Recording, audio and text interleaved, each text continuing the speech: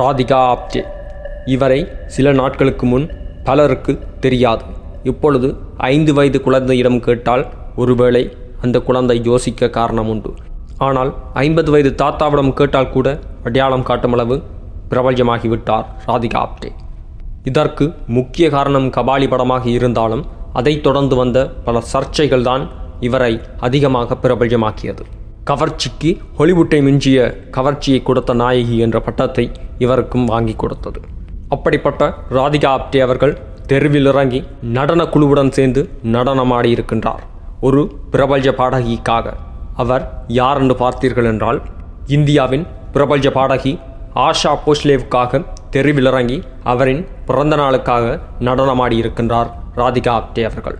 அந்த தகவலை இப்பொழுது ஃபேஸ்புக், ட்விட்டர் போன்ற சோஷியல் மீடியாக்களில் அனைவரும் வைரலாக பரப்பி வருகின்றார்கள்.